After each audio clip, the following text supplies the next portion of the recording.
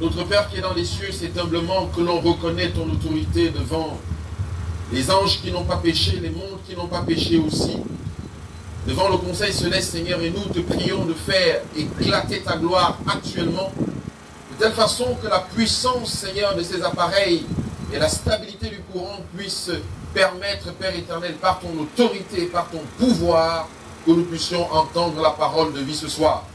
Que les anges du ciel descendent en légions supplémentaires, Seigneur, pour entourer ces lieux et que le son de Christ soit mis sur les linteaux de chaque appareil, chaque cœur, chaque esprit, de telle façon que nous ne soyons pas dispersés en ce moment et que le vent ne nous trouble pas, Seigneur. Aussi vrai que tu as arrêté le vent alors qu'il soufflait dans la barque des disciples, Seigneur, je te prie au nom de Jésus-Christ, au nom de ta volonté, que tu ordonnes à ces appareils, à ce vent de cesser. Gloire à toi, Seigneur, gloire au Saint-Esprit, gloire à Jésus-Christ, au nom de Jésus-Christ. Amen. Justifié par l'Esprit. Et après-demain, nous allons rentrer un peu plus dans la personnalité du Saint-Esprit. Vous savez que dans nos religions actuellement, tout le monde parle du Saint-Esprit. Tout le monde dit que j'ai le Saint-Esprit. Tout le monde dit que dans il a la vérité. Alors au travers des Écritures, nous allons pouvoir examiner si nous sommes dans la vérité et si nous avons réellement le Saint-Esprit. Je ne sais pas si vous voyez au niveau de l'écran, j'ai une première citation de Conquérant Pacifique, page 45, qui dit ceci. Le Saint-Esprit n'est pas apprécié à sa juste valeur. Partout où le besoin de l'Esprit est méconnu, on constate une sécheresse spirituelle, des ténèbres, le déclin et enfin la mort. Ça fait partie des écrits de l'esprit de prophétie. S'il y a des questions dessus, on pourra également répondre ce que c'est que l'esprit de prophétie. Le texte nous dit que le Saint-Esprit n'est pas apprécié à sa juste valeur et continue en disant que partout, si vous voulez voir où il n'y a pas de Saint-Esprit, en dehors de quelques exceptions, mais partout où le besoin du Saint-Esprit se fait, il y a une sécheresse spirituelle. Il y a des ténèbres, le déclin et enfin la mort. Mes frères et sœurs, nous allons rentrer dans l'explication de ce texte. Alors je commence par vous proposer Jean 14, le verset 6, qui dit que Jésus lui dit, « Je suis le chemin, la vérité et la vie.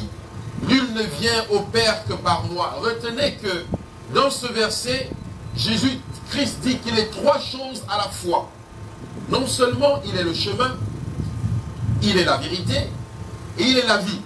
Il représente ainsi les trois personnes de la divinité dans le service qu'ils viennent rendre à l'humanité.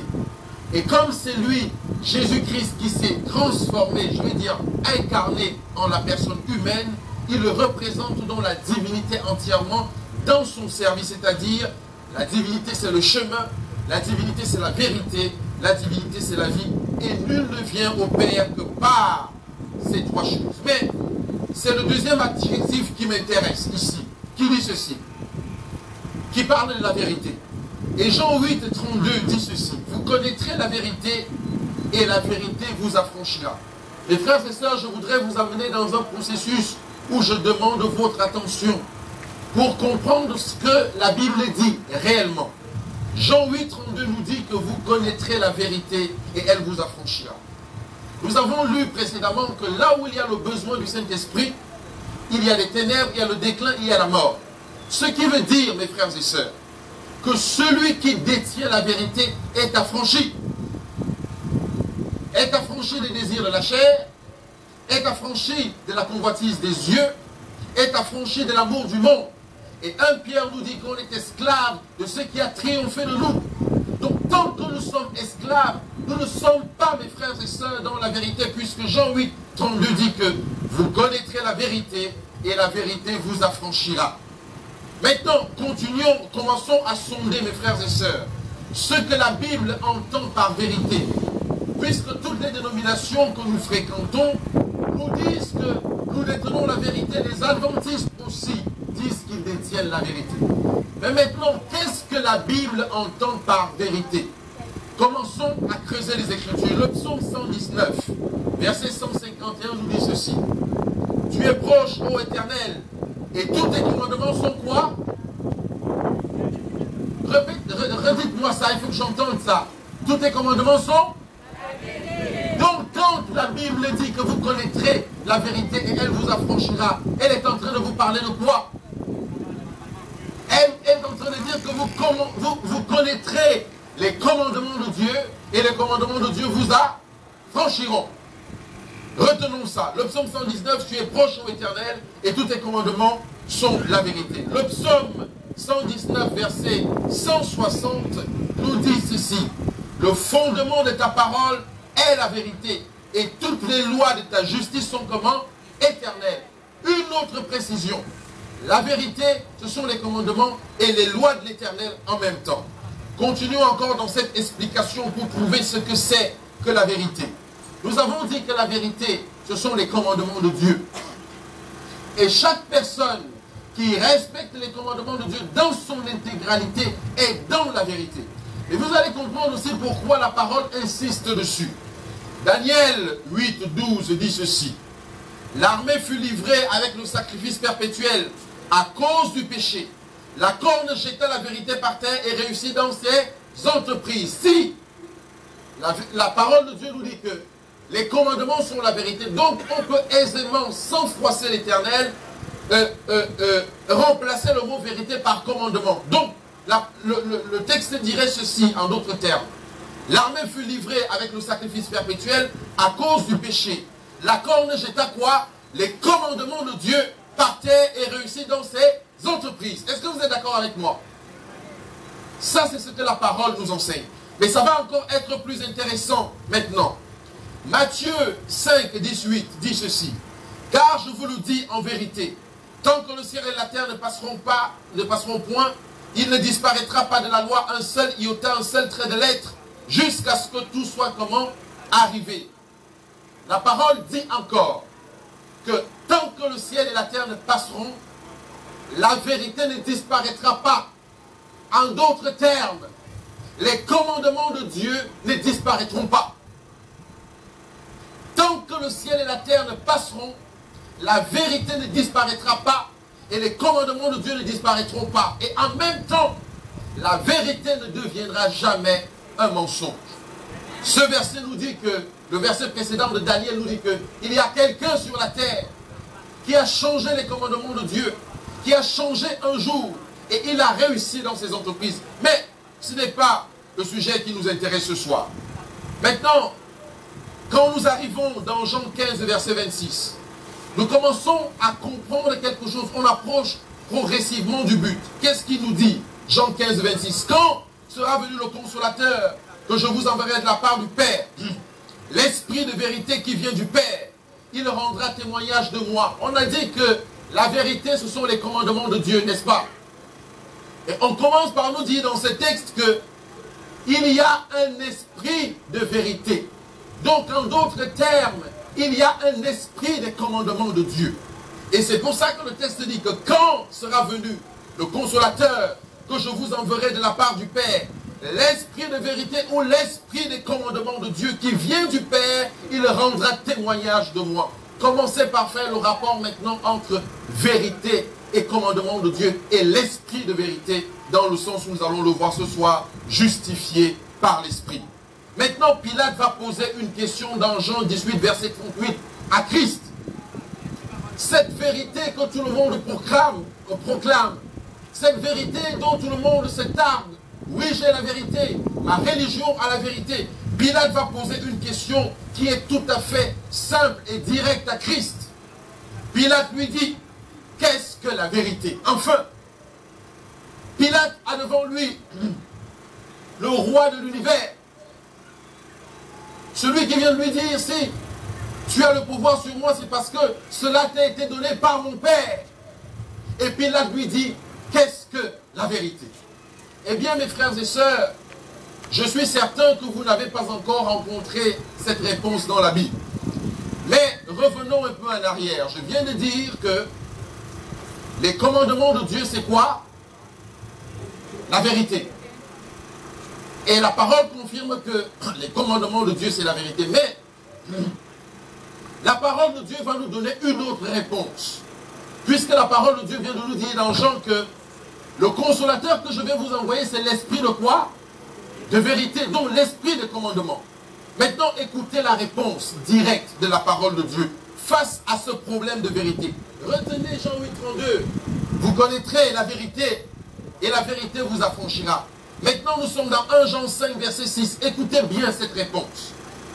C'est lui, Jésus-Christ, qui est venu avec de l'eau et du sang. Non avec l'eau seulement, mais avec l'eau et le sang. Et c'est l'esprit qui rend témoignage, parce que l'esprit est quoi? Reprenons ça à haute voix. L'esprit est quoi? Voici mes frères et sœurs. Maintenant, nous commençons à rentrer dans la méditation de ce soir. L'esprit, c'est la vérité. Qu'est-ce que le texte de 1 Jean 5, verset 6 est en train de nous dire? Nous avons vu que les commandements de Dieu sont la vérité. Nous avons vu qu'il y a un esprit de commandement. Et la Bible va encore plus loin pour éclaircir ce problème de vérité en disant que la vérité, c'est l'esprit de Dieu. En fait, les commandements de Dieu, c'est l'esprit de Dieu. Mais ça va plus loin, il faut comprendre autre chose derrière. Ça veut dire que tout ce qui a été créé dans cet univers, qui a pour origine Dieu, est la vérité. Et cette vérité, c'est le Saint-Esprit. Je m'explique. Tout ce qui est vrai dans un monde matériel ou dans un monde spirituel a pour auteur qui? Le Saint-Esprit.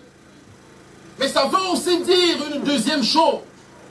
C'est que tout ce qui a pour origine dans un monde spirituel ou dans un monde physique, le mensonge a pour auteur le père du mensonge. Et Jésus dit que c'est qui? C'est Satan. Maintenant, vous allez comprendre ceci.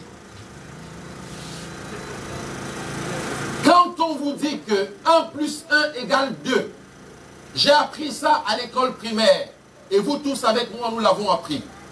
Ça veut dire que si le ciel atteste que 1 plus 1 égale 2, ça veut dire que cette vérité vient du Saint-Esprit. Je vous parle d'une vérité qui vient d'un monde matériel, attesté par les hommes.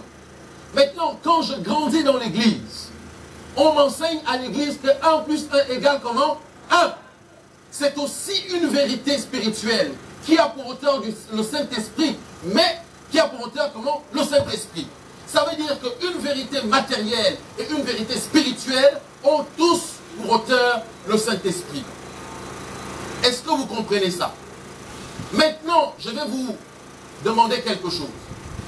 Quand on dit que la vérité c'est l'esprit et que le mensonge c'est Satan, n'est-ce pas?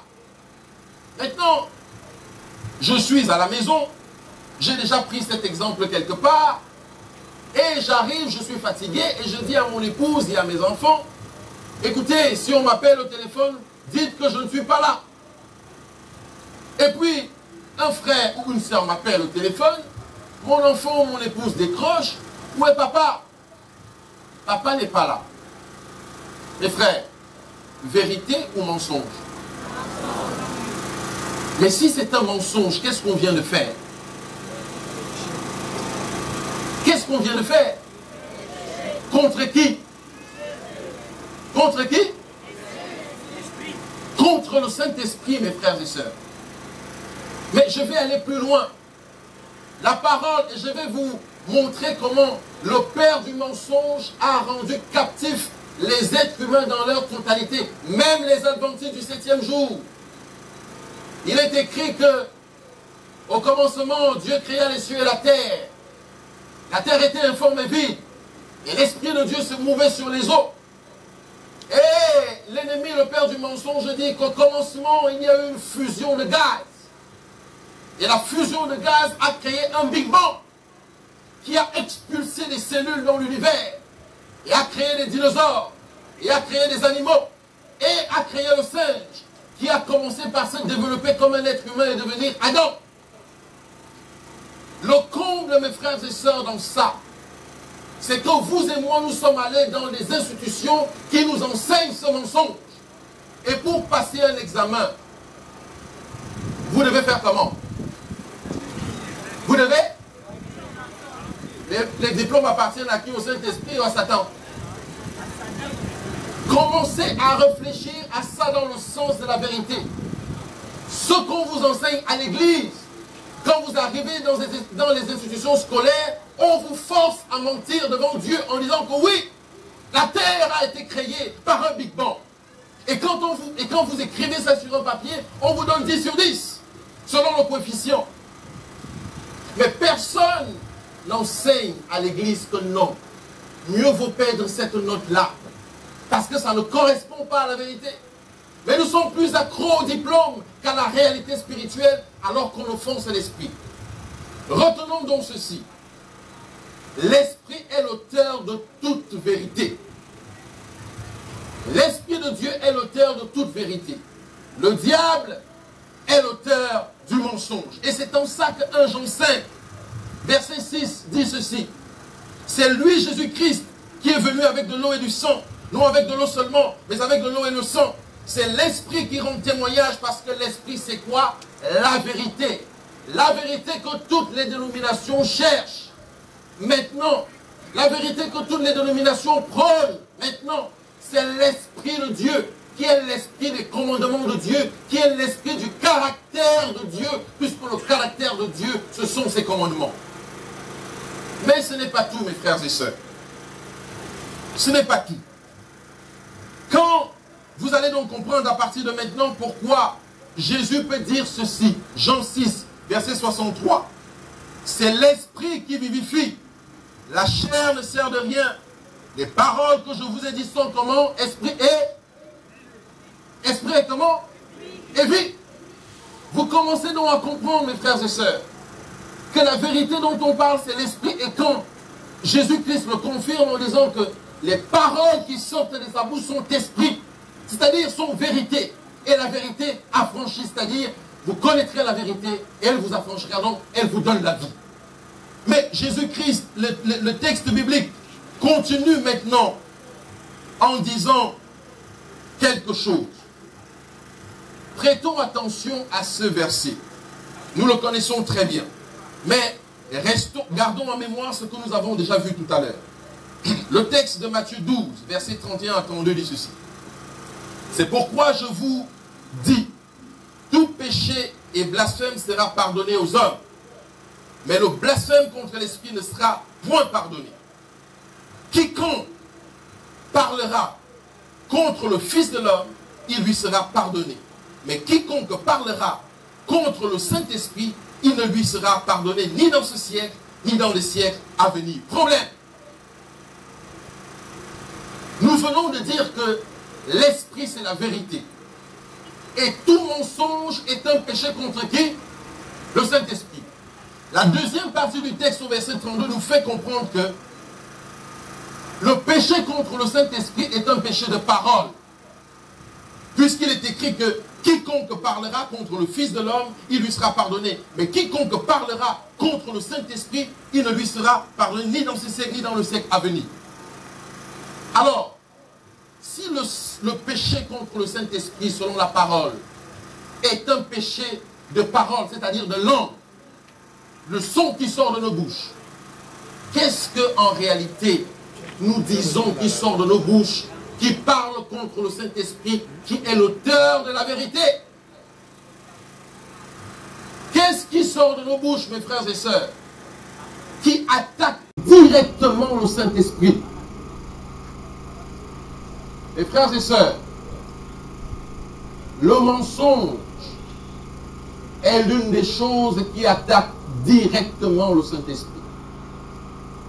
La parole de Dieu est formelle en disant que quiconque parle contre le Saint-Esprit, ce qui veut dire que quiconque dit le moindre mensonge est en train d'exalter le père du mensonge et non l'auteur de la vérité.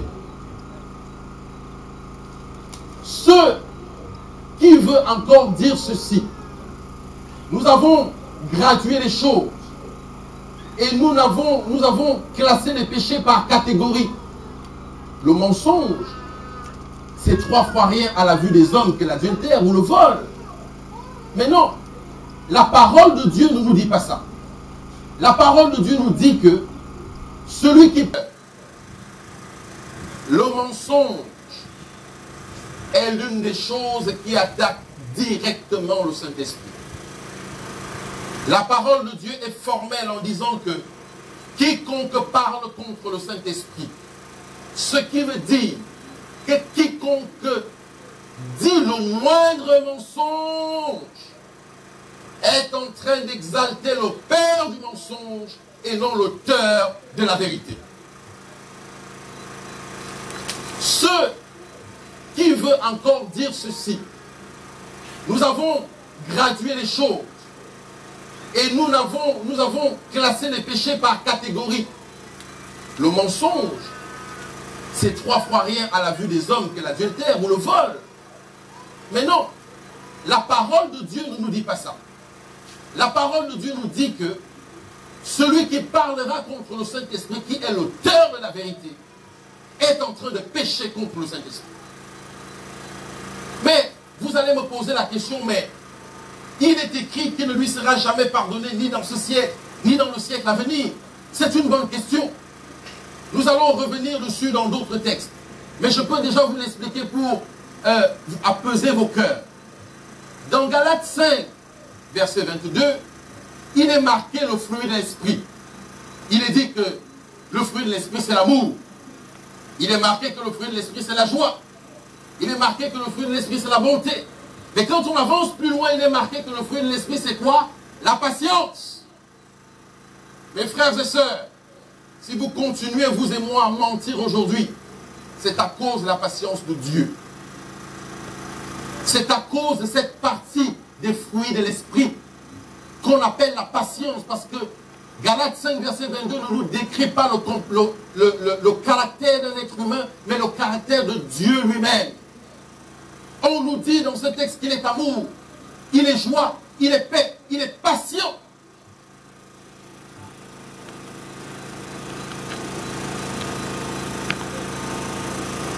Aujourd'hui, dans nos vies, nous préférons mentir pour atteindre des objectifs.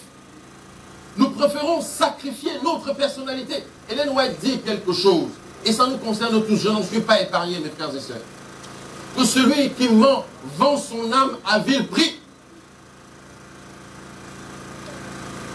Nous devons commencer à prendre conscience de ces choses, parce qu'il est écrit dans Apocalypse 14 que les 144 000 n'ont aucun mensonge, aucune fraude dans leur bouche. Les 144 000, c'est-à-dire les hommes de la fin des temps qui vont voir Christ revenir, ont lavé leur robe dans le sang de l'agneau, et il ne se trouve aucune fraude, aucun mensonge dans leur vie. Aucun mensonge des diplômes. Ils ne sont pas allés faire de faux diplômes pour obtenir des postes les plus élevés. Ils n'ont pas sacrifié le sabbat de l'Éternel pour avoir des postes. Ce sont des gens capables de laisser leur travail pour exalter le nom de Christ. Ce sont des personnes qui, quand ils voient qu'ils doivent jeter des dessous de table pour avancer, ils refusent. S'ils sont dans un travail personnel pour gagner des marchés, ils refusent de faire ça. Parce que dans la bouche d'un 144 000, il ne doit se trouver aucune fraude, parce qu'il est rempli de l'esprit, et l'esprit est la vérité. Mon frère qui a changé son âge de combat en plusieurs fois, que diras-tu à Dieu quand tu mourras? Quand il appellera ton nom?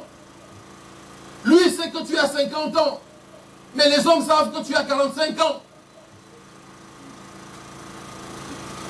Dieu sait que tu n'as pas eu de diplôme, mais les hommes savent que tu as le doctorat. Tu as fait comment? Réponds à ça devant le sanctuaire du Seigneur. Réponds à ça devant l'Esprit de Dieu. On va te couvrir d'éloges pendant ta mort, pendant tes obstacles, et après, que diras-tu à ton Dieu? Pendant qu'on t'appelle Oona, alors qu'en réalité tu t'appelles Manga. Combien de cartes d'identité as déjà-tu changé, mon frère? Combien d'actes de naissance as-tu?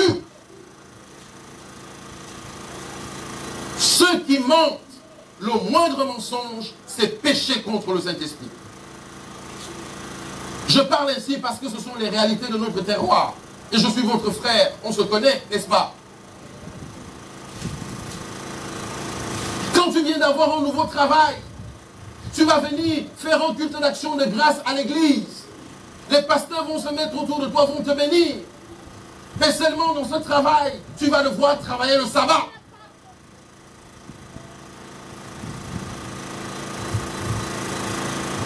Mes frères, la parole est formelle en disant que quiconque parlera contre le Fils de l'homme, il lui sera pardonné, mais quiconque parlera contre le Saint-Esprit, il ne lui sera pardonné ni dans ce siècle, ni dans le siècle à venir. Mes frères et sœurs, je vais clôturer cette partie-ci en disant ceci. Le mensonge est le péché contre le Saint-Esprit, parce que tout vient du mensonge. Celui qui ment pour un oui ou pour un non est en train de mentir. Et il devra répondre à Dieu. Il devra répondre de ses actes devant Dieu. Je vous conseille, mes frères et sœurs, ceux qui sont dans cette situation, de commencer à se repentir devant le Seigneur et de demander pardon. Parce que la patience de Dieu et le temps de grâce ont une limite. Même si la grâce de Dieu est infinie, mais il y a un temps de grâce. Mes frères, nous bénéficions tous, vous et moi, de la grâce de Dieu depuis des années. Mais il est écrit que vous connaîtrez la vérité et la vérité vous affranchira. À partir de ce soir, nous tous qui sommes ici, nous savons que celui qui ment pêche contre le Saint-Esprit directement. Parce qu'il ne dit pas la vérité. Est-ce que c'est clair? Mes frères, répondez avec entrain, c'est la parole de Dieu. Est-ce que c'est clair? Dieu veut nous délivrer, mes frères et sœurs. Les hommes de la fin des temps sont des hommes, même quand ils sont coincés et que ça va salir leur personnalité, ils finiront par reconnaître la puissance de Dieu et l'autorité de Dieu dans leur vie. Mais continuons pour ne pas nous arrêter en si bon chemin. C'est pour ça que Hébreux, mes frères et sœurs, nous dit ceci. Hébreux 10, verset 29. De quel pire châtiment pensez-vous que sera jugé digne celui qui aura foulé au pied le Fils de Dieu, qui aura tenu pour profane le sang de l'alliance par lequel il a été sanctifié et qui aura outragé l'Esprit de grâce. Outrager l'Esprit de grâce, c'est expulser le Saint-Esprit de soi-même. Ça veut dire que là, on a outragé l'Esprit. Ça veut dire que nous sommes ce qu'on appelle, à partir de ce moment-là, un mort vivant. C'est terminé pour nous. Même si nous vivons 100 ans, c'est terminé. Mais seul Dieu connaît le moment où votre temps de grâce arrive à son terme. Vous savez, Dieu fait des choses que l'on ne peut expliquer. Alors que quelqu'un comme Moïse a obéi à Dieu toute sa vie, bref, depuis le temps qu'il a rencontré Dieu, pour un seul péché, il n'entre pas dans la Canaan. Mais vous allez trouver d'autres personnes qui font, qui refont, qui font, qui refont, qui font, qui refont, des années, des millénaires, ils sont en train de faire. Et Dieu ne fait rien. Parce que chacun d'entre nous, mes frères et sœurs, a son temps de grâce face à Dieu. Et chacun d'entre nous a son moment où l'Esprit a commencé réellement à l'attirer vers la vérité.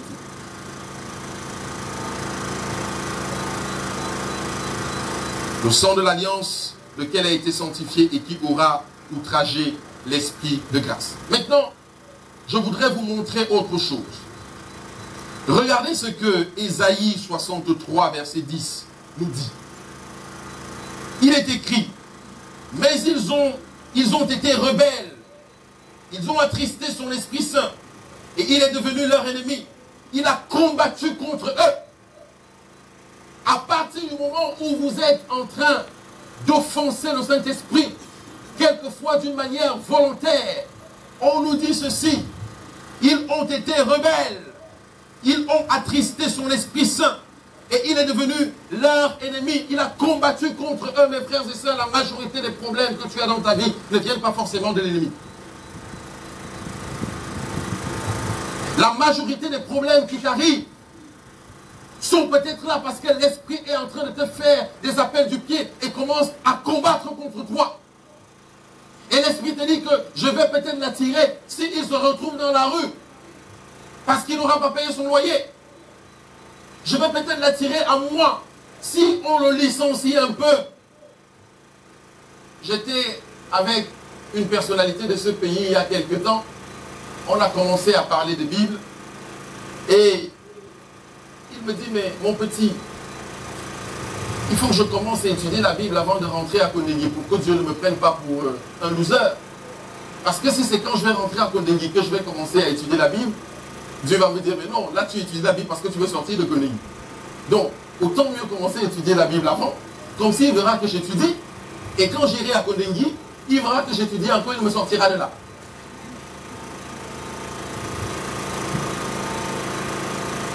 Mes frères et sœurs, Dieu a la capacité de venir dans nos vies de multiples manières. Quand l'Esprit vous a déjà appelé dans la vérité, avec la manière douce, mes frères et sœurs, il est capable aussi d'utiliser la manière forte. Vous savez, la réalité de Dieu, c'est qu'aucun enfant de Dieu n'est attaqué par l'ennemi sans l'autorisation du Saint-Esprit. Si vous êtes enfant de Dieu, pour que vous puissiez être attaqué, il faut que Dieu donne son autorisation comme il a donné pour la vie de Job. Dieu, Satan dit à Dieu, mais oui, tu dis que Job est ton serviteur. Tu l'as entouré d'une haine de telle façon que personne ne peut l'attaquer. Laisse-moi un peu, juste un peu le toucher. Et je verrai s'il continuera à t'apprécier. Mes frères et sœurs, quand vous dormez dans vos maisons et que vous êtes remplis de l'esprit, pour que quelque chose vous arrive, il faut que le ciel soit au courant d'abord. Tant que le ciel n'est pas au courant de ça, il est très difficile qu'on atteigne un enfant de Dieu. Nous allons continuer, puisque on a encore un chemin à faire. Mais retenez, mes frères et sœurs, c'est très important ça. Que lorsque nous avons un problème, quelque chose nous arrive, recherchons aussi derrière nous, si nous n'avons pas offensé Dieu quelque part, et que l'Esprit a commencé à se battre contre nous, puisque ça fait des années, des mois, des semaines qu'il est en train de nous appeler à la repentance, et nous ne voulons pas. Et comme son but, c'est de nous amener tous au ciel, puisque nous professons Christ, alors il va utiliser tous les moyens nécessaires. Vous savez, vous avez le goudron ici. Si vous voyez que un enfant est sur le point de traverser la route et qu'un groumier est en train d'arriver et va l'écraser, vous allez avoir ce qu'on appelle un sursaut d'adrénaline et vous allez sauter avec violence, quitte à le porter et le jeter comme un caillou en arrière pour vous qui ne meurent pas, n'est-ce pas? Eh bien, c'est l'œuvre de l'Esprit dans nos vies. Et c'est pour ça que certains d'entre nous risquent d'arriver au royaume des cieux manchot, qui est coupé, main coupée. Parce que le but de l'Esprit, c'est nous amener là-haut. Christ ne peut pas vivre sans vous et moi. Sinon, son sacrifice eût été inutile. Donc, il va mettre les bouchées doubles pour vous amener à lui. Je ne veux pas dire de gré ou de force, mais ce sera tu acceptes ou tu acceptes. Pour ceux qui reconnaissent Dieu dans leur vie. Le texte suivant nous dit que croyez-vous que l'Écriture parle en vain? Jacques 5, Jacques 4, verset 5. C'est avec jalousie que Dieu chérit l'Esprit qu'il a fait habiter en nous. Vous trouvez cette version de ce texte dans très peu de Bibles, en fait, qui explique ce texte comme ça. Mais je pense que dans la vie seconde, vous le trouvez ça ainsi. Croyez-vous que l'Écriture parle en vain? C'est avec jalousie, c'est-à-dire amour viscéral, que Dieu chérit l'Esprit qu'il a fait habiter en nous, puisqu'il sait que de la même manière dont on a maltraité le Fils de l'homme, on maltraitera aussi l'Esprit de Dieu en nous. Alors, 1 Timothée 3, verset 16 nous dit ceci, et sans contredit, le mystère de la piété est grand. Celui qui a été manifesté en chair, justifié par l'Esprit, vu des anges, prêché aux gentils, cru dans le monde et élevé dans la gloire. Nous avons un texte ici qui nous dit que Jésus-Christ qui a été manifesté en chair a été justifié par l'Esprit. Quand on parle de justifier, on parle de rendre juste, attester que c'est vrai. Écoutez mes frères et sœurs comment Jésus-Christ qui est devenu homme pour toi et pour moi, a été justifié par la vérité, c'est-à-dire par le Saint-Esprit. Commençons à examiner ça. D'abord par la prophétie. La prophétie annonce la venue de Christ. Et la prophétie annonce l'œuvre que le Christ va faire.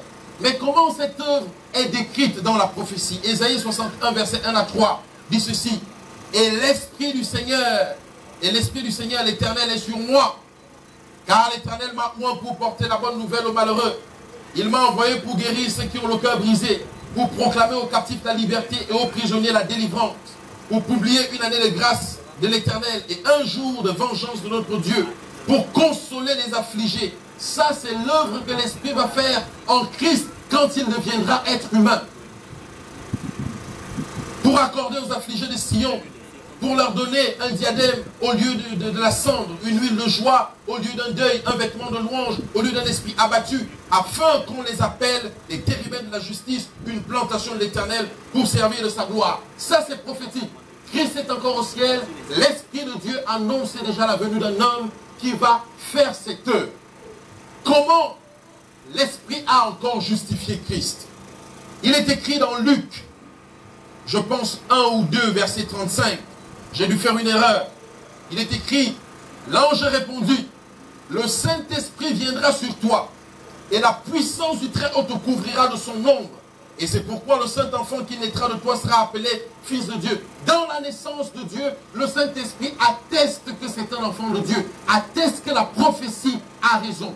Il est écrit ici que le Saint-Esprit viendra sur toi, et la puissance du Très-Haut te couvrira. En d'autres termes, le Saint-Esprit est la troisième personnalité de la divinité qui a réduit Jésus-Christ en une goutte de sang pour placer dans le ventre de Marie.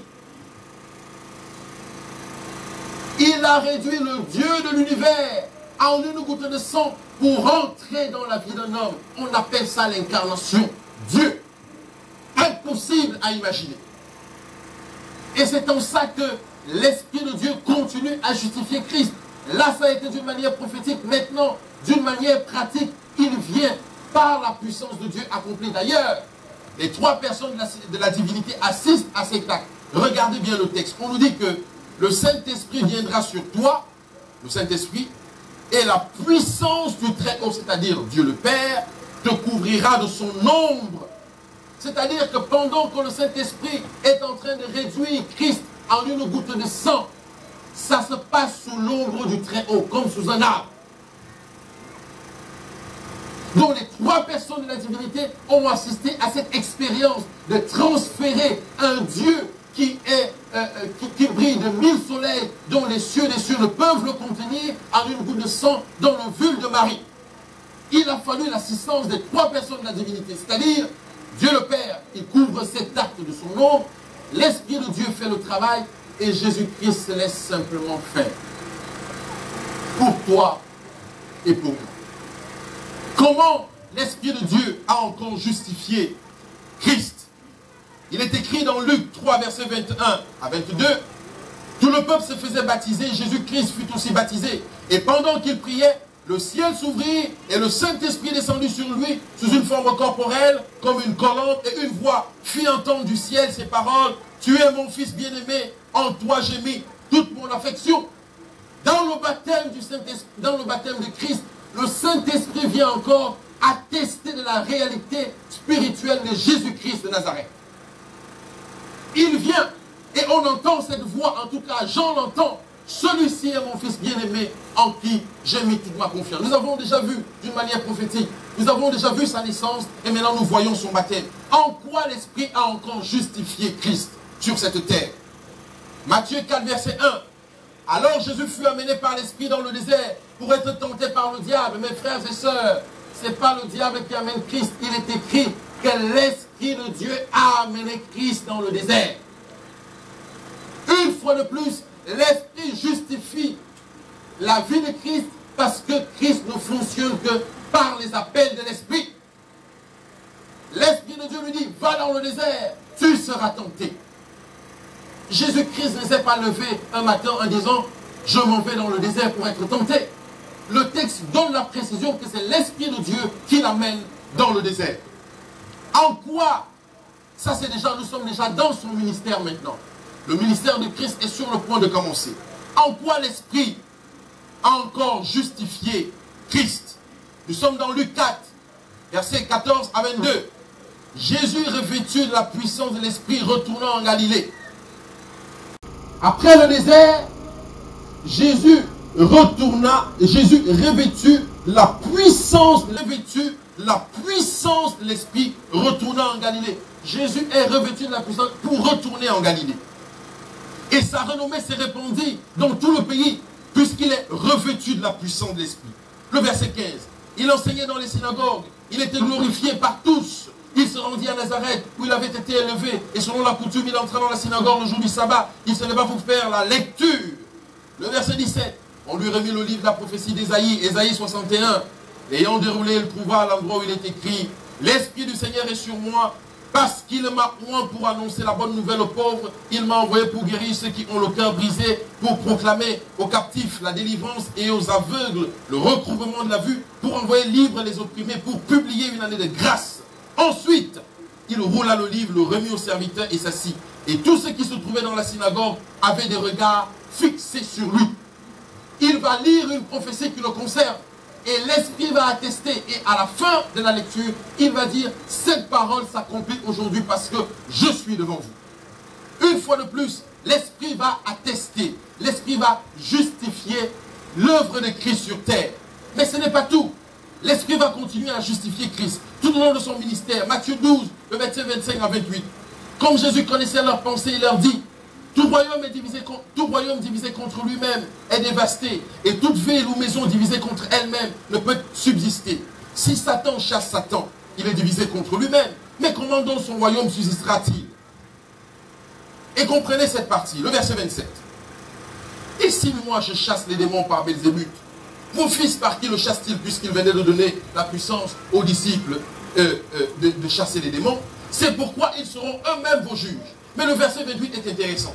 Jésus-Christ dit ceci: mais si c'est par l'Esprit de Dieu que je chasse les démons, alors le royaume de Dieu est ici. Mes frères et sœurs, leçon mes frères et sœurs. Chaque fois que Jésus-Christ disait à un jeune homme, lève-toi et marche, je te le dis. Le texte que nous venons de lire nous dit que c'est l'Esprit de Dieu qui faisait ce travail en lui. Et c'est pour ça que Jésus peut dire dans Jean 6, je pense, que les paroles que je vous dis sont esprit et quoi? Et vie. Qu'est-ce que ça veut dire, mes frères et sœurs? Quand vous lisez l'esprit de prophétie, on nous enseigne dans l'esprit de prophétie que, au fait, il est quelle heure, s'il vous plaît? Comment? Est-ce que je dois arrêter? Non, soyons sérieux, je peux arrêter si vous voulez. Bon, alors, qu'est-ce que j'étais en train de dire? J'étais en train de dire ceci. Lorsque Jésus-Christ fait un miracle, non, je disais que l'esprit de prophétie nous enseigne ceci, que Jésus-Christ n'était pas au courant de ce qu'il allait faire le lendemain. L'Esprit de Dieu, quand il utilise un serviteur de Dieu, n'avertit pas de ses actes. Quand Jésus-Christ se levait le matin et qu'il partait dans sa prière nocturne et qu'il invoquait le Père, l'Esprit de Dieu le remplissait et lui disait: tu vas à gauche, tu vas à droite, tu vas rencontrer Zachée aujourd'hui, tu vas rencontrer la veuve, tu vas faire ceci, tu vas faire cela. Ce n'était pas à l'avance, mes frères et sœurs. Mais aujourd'hui, vous entendez, quand les gens organisent des campagnes d'évangélisation, des mouvements spirituels, venez, vous allez rencontrer les guérisons, n'est-ce pas? Ils prédisent que l'Esprit de Dieu va agir. Non. Il est écrit que si je chasse les démons par l'Esprit de Dieu, alors le royaume des cieux est ici. C'est encore une justification de l'Esprit de Dieu pour Christ, qui atteste que les miracles que Christ est en train de faire, c'est l'Esprit de Dieu qui les fait. Mes frères et sœurs, je ne pouvais pas venir ici avec mon frère et annoncer qu'on va guérir les gens. Mais ce que je sais, c'est que si on me présente un malade, je vais jeûner et prier et laisser à l'Esprit faire son travail. Si on m'apporte quelqu'un qui a des couches de nuit, ce que je sais, c'est que je vais invoquer invoquer le nom puissant de Jésus-Christ pendant des heures, des jours s'il le faut, pourvu que la personne retrouve la guérison selon la volonté du Saint-Esprit. Ce que je sais, mes frères et sœurs, c'est que je ne peux pas prédire la guérison de quelqu'un. Tout ce que nous faisons au nom de Jésus-Christ et seulement et uniquement selon sa volonté.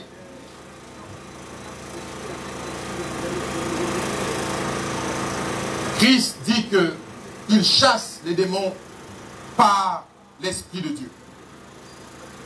Eh bien, en quoi l'Esprit a encore justifié Christ? Là, nous avons vu la fin de son ministère.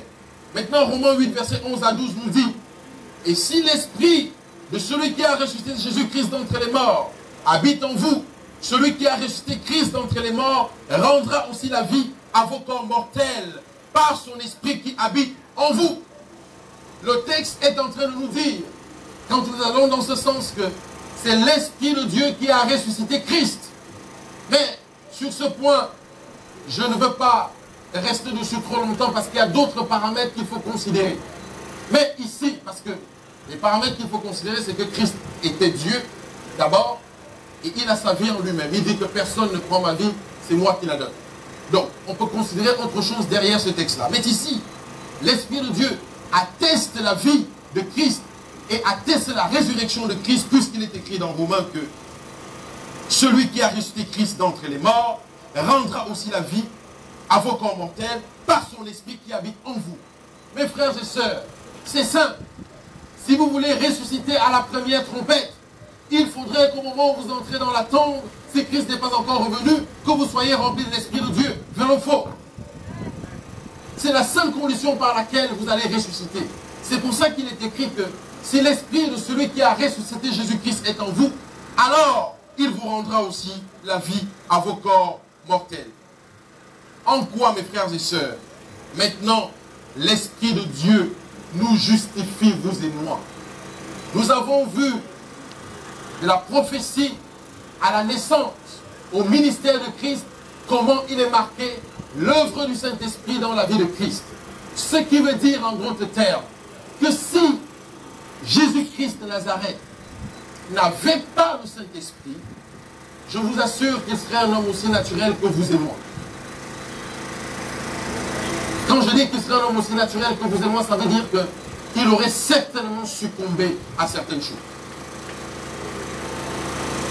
Christ a vécu sur cette terre uniquement par la puissance de l'Esprit. Et c'était le plan de la rédemption qui le prévoyait ici. Maintenant, vous et moi, en tant que chrétiens, parce que nous allons voir maintenant les problèmes de prière, les problèmes du parler en langue. Et vous allez comprendre ce que la Bible dit réellement de ça. C'est pour ça qu'il fallait que je passe par ce sujet d'abord. Maintenant, comment vous et moi nous sommes justifiés par l'Esprit en tant que chrétiens? Voici ce que le livre de Tite, verset 3, 5, Tite 3, verset 5 à 7 nous dit. Il nous a sauvés non à cause de nos œuvres de justice que nous aurions faites, mais selon sa miséricorde, par le baptême de la régénération et le renouvellement du Saint-Esprit. Mes frères, vous êtes justifiés par l'Esprit à partir du moment où vous êtes régénérés et que le Saint-Esprit est renouvelé en vous. Parce qu'entre-temps, vous pouvez l'offenser et l'attrister. Ce sera le sujet d'autres prédications. Mais en quoi encore, pour aller plus vite, en quoi encore, nous chrétiens d'aujourd'hui, nous sommes justifiés par l'Esprit? Galates 4, versets 6 à 7. Et parce que vous êtes fils, Dieu a envoyé dans vos cœurs l'Esprit de ton Fils, lequel crie Abba Père. Ainsi tu n'es plus esclave, mais tu es fils. Et si tu es fils, tu es aussi héritier par la grâce de Dieu. En quoi l'Esprit de Dieu justifie encore le chrétien de la fin des temps? Éphésiens 1, verset 13 à 14. En lui aussi, après avoir entendu la parole de la vérité, l'évangile de votre salut, en lui vous avez cru et vous avez été scellés. Il y a un processus ici. Il est écrit que en lui vous aussi, après avoir entendu la parole de la vérité comme ce soir, l'évangile de votre salut, en lui vous avez cru et vous avez été scellés du Saint-Esprit qui avait été promis, lequel est le gage de notre héritage pour la rédemption de ceux que Dieu s'est acquis à à la louange de sa gloire. On nous dit ici que le Saint-Esprit nous justifie en ce qu'il est le gage, c'est-à-dire que Dieu nous a laissé le Saint-Esprit pour nous affirmer qu'il reviendra nous chercher. En quoi l'Esprit de Dieu nous justifie encore, nous les chrétiens de la fin des temps? En effet, Romains 8, verset 2, la loi de l'Esprit de vie en Jésus-Christ m'a affranchi de la loi du péché et de la mort. La loi de l'Esprit de vie en Jésus-Christ affranchi de la loi du péché et de la mort. En quoi l'Esprit nous justifie encore? Écoutez ce texte de Romains 8, versets 14 à 16, très intéressant. Car tous ceux qui sont conduits par l'Esprit de Dieu sont fils de Dieu. Et vous n'avez point reçu un esprit de servitude pour être encore dans la crainte, mais vous avez reçu un esprit d'adoption par lequel nous crions Abba Père. Mais voici le verset le plus intéressant. L'Esprit lui-même rend témoignage à votre esprit que nous sommes enfants de Dieu, mes frères et sœurs. Là où vous êtes assis, depuis que vous êtes dans l'église, dans la chrétienté, à quel moment l'Esprit vous a dit que vous étiez enfants de Dieu? Est-ce que vous êtes certain que l'Esprit vous a attesté que je te reconnais en tant qu'enfant de Dieu? Il est écrit que l'Esprit lui-même rend témoignage, justifie notre esprit, que nous sommes, dit à notre esprit que nous sommes enfants de Dieu. Mes frères, je reviendrai dans les détails sur ce point-là. En quoi l'Esprit de Dieu nous justifie encore, nous les chrétiens de la fin des temps? Il est écrit que ne savez-vous pas que votre corps est le temple du Saint-Esprit qui est en vous, que vous avez reçu de Dieu et que vous ne vous appartenez point à vous-même. Si l'Esprit de Dieu rend témoignage à votre cœur, à votre esprit, que vous êtes enfant de Dieu, alors vous ne vous appartenez plus à vous-même et l'Esprit atteste cela. En quoi l'Esprit nous justifie encore? Il est écrit dans Jean 4, verset 13, que nous connaissons que nous demeurons en lui et qu'il demeure en nous, en ce qu'il nous a donné son esprit. Depuis quand et quelle est la dernière fois que l'Esprit a rendu témoignage que vous êtes enfants de Dieu? Eh bien, mes frères et sœurs, je vais terminer avec ce verset, avec ces deux versets. 2 Corinthiens 3, 17, mes frères et sœurs. En quoi l'Esprit nous justifie encore? Or, le Seigneur, c'est l'Esprit. Est-ce que vous avez compris? Or, le Seigneur, c'est qui? L'Esprit. Et là où est l'Esprit du Seigneur, là où est la liberté d'un chrétien, c'est-à-dire la liberté de dire non, je ne mens pas, je ne vole pas, je ne triche pas, je ne fais pas les dessous de table. Non, Dieu me suffit. Là, c'est la liberté d'un chrétien. Parce que Pierre nous dit qu'on est esclave de ce qui a vaincu de nous. Maintenant, le dernier verset, mes frères et sœurs. Les gens s'hasardent à dire, dans d'autres dénominations et ailleurs, que est-ce que tu as l'Esprit de Dieu? Est-ce que tu as été affranchi? Écoutez la réponse que Galates nous donne. Galates 5, verset 18. Si vous êtes conduits par l'Esprit, vous n'êtes point sous la loi. La seule chose, mes frères et sœurs, et ça corrobore avec Jean 8, 32, vous connaîtrez la vérité et la vérité vous affranchira. Et l'Esprit le conclut. Si vous êtes conduits par l'Esprit, vous n'êtes point sous la loi. En d'autres termes, tous ceux qui ne sont pas conduits par l'Esprit sont des légalistes et des faux chrétiens. Pour ne pas être sous la loi, nous avons un seul chemin que la Bible nous propose. Être rempli du Saint-Esprit. Que le Saint-Esprit ait témoigné dans vos cœurs que vous êtes enfants de Dieu. Et si vous avez le Saint-Esprit, vous allez respecter les commandements de Dieu dans leur intégralité. Je n'ai pas dit que vous n'allez pas pécher. Même si celui qui pêche est du diable. Nous le connaissons tous. Je reprends ce texte pour nous. Si vous êtes conduits par l'Esprit, vous n'êtes point sous la loi. Galates 5, verset 18. C'est un terme, c'est un texte qui met un terme à toutes les discussions théologiques tout autour. C'est simple. Vous avez l'Esprit de Dieu, vous n'êtes point sous la loi. Vous n'avez pas l'Esprit de Dieu, vous êtes un chrétien charnel dont vous êtes sous la loi. Que vous soyez adventiste, catholique, protestant, charismatique, ce que vous voulez, musulman. Vous n'avez pas l'Esprit de Dieu, vous êtes sous la loi. Et l'Esprit le dit dans Apocalypse 22, l'Esprit et l'épouse disent, viens. C'est-à-dire que l'Esprit de Dieu dit au Seigneur, j'ai accompli mon travail dans chaque être humain. Ton épouse, ton église est prête. Tu vas les reconnaître parce qu'ils sont remplis de moi.